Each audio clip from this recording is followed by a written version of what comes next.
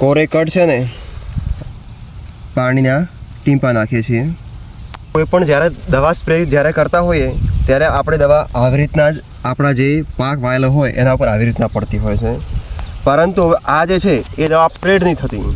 એના માટે better sticker કહ્યું કે જે આખા આપણા પાનની અંદર પણ આખા સ્પ્રેડ થાય, પ્લસ એ જે આપણે દવા નાખીએ છીએ એ નસો સુધી પણ પહોંચે અને આર પાર પણ ટ્રાન્સફર થાય. નવા નવા સ્ટીકર આવતા હોય છે, એડજોવેસ્ટ આવતા હોય છે કે સ્પ્રેડ આવતા હોય છે, આપણે કોઈ પણ નામથી કહીએ, પણ જે સ્ટીકર છે એનો હું હવે તમને કમાલ બતાવું. તો તમે જુઓ, હવે આપણે આ દવા નાખી છે.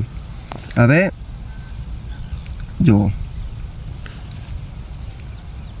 ખાલી તમે જુઓ, એ આ પાણી લીધું, વધારે આપણે નથી કરતા. જુઓ કેવી પ્રસરિત કેવી થાય તમે જુઓ. નોર્મલ પાણી શું પડ્યું રહે, પણ જ્યારે સ્ટીકર આવ્યું, નજીક કેમેરા લાવો, જુઓ જુઓ, ખાલી આંગળી ટચ કરી છે, જુઓ તમે. તો આ સ્ટીકરનો આ સિલિકોન બેઝ સ્ટીકર છે. તમે કમાલ જુઓ ખાલી. હવે મિત્રો આટલે જ આ વાત નથી રોકાતી. હવે જે આ સ્ટીકર છે એને હું તમને અત્યારે તો આપણે ખાલી 1 મિનિટ પણ નથી થઈ, પરંતુ થોડોક સમય વીતશે એટલે આ સ્ટીકર છે એ નસોની અંદર આર પાર ઉતરી જાય છે. જુઓ તમે, ઉતરી જાય છે. જુઓ અહીંયા સેજ આવ્યું છે, અહીંયા પણ થોડું થોડું આવ્યું છે. એટલે સિલિકોન બેઝ સ્ટીકર છે એ બહુ ખતરનાક હોય છે.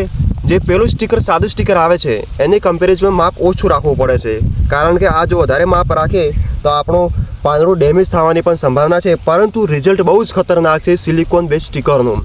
આનું માપ 5 થી 10 ml વચ્ચેનું હોય છે, મતલબ 5 ml આસપાસનું હોય છે, પરંતુ આ કામ બહુ જ ખતરનાક કરે છે. અત્યારે આપણે બટાકા જેવા સિઝન હોય છે, કોઈ પણ સિઝન હોય, ટમેટીઝ હોય, બધામાં જો આનો ઉપયોગ કરવામાં આવે તો તમે હર્બિસાઇડમાં કરી શકો છો, ઇન્સેક્ટિસાઇડમાં કરી શકો છો, ફંગીસાઇડમાં કરી શકો છો, ફર્ટિલાઇઝમાં કરી શકો છો, પ્લાન્ટ ગ્રોથ પ્રમોટરની અંદર પણ કરી શકો છો. એટલે બહુ જબરદસ્ત સિલિકોન બેઝ સ્ટીકર આવે છે દોસ્તો.